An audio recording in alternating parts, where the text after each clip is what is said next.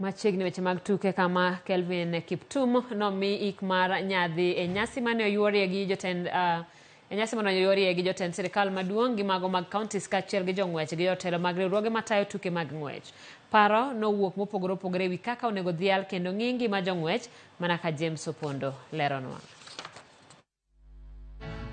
Nyasi mar ik Kelvin Kiptum mane obagi gweng'a ma Chepkorio County ma Elgeyo Marakwet noyo jodito matayo tuke mag ng'wech kamano ting'o jatend riwruok mar World Athletics Sebastian Coe kaachiel gi jong'wech mawuok e pacho ka gi pinje maoko. Kanowuoyo e lo jong'wech ma Thurka Jabatong Julius Yego nochwalo kwayo ne Sebastian Coe mondo oger kar timo orako maduong' kaka rapar ne mosenindo Kelvin Kiptum ni mar thothgi yudo midhiero mar nok mag kuonde tiegruok e gwengego. He used to walk barefoot just to go and in Eldoret, where he could get a place to train, because we don't have a place here. And for his honor, please, Mr. President, we request that you start a project here, a training facility to honor him and name after him.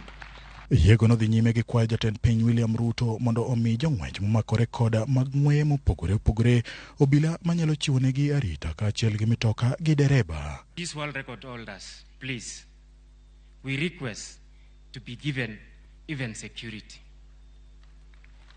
The loss we have encountered in Kiptum is huge. It's so huge to the country and the world. But if he had security at that time, or a driver,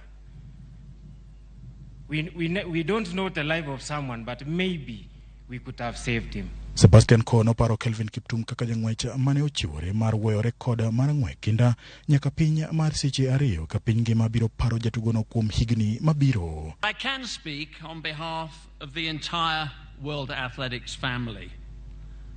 Kelvin, you will be missed.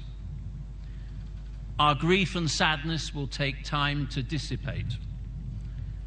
Rest assured, your achievements are treasured, indelible, and secure in the annals of our history and never ever forgotten.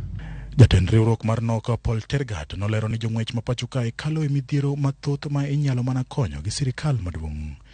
Korka kore jatend riwruok mar Athletics Kenya Jackson Tuwei noparo Kiptum kaka jang'wech mane ochiwore ne tim maber piny Kenya nyaka ne ochaka tuke e higni mokalo. Let us all celebrate and be inspired to greatness by these performances that were as a result of hard work, devoid of shortcuts.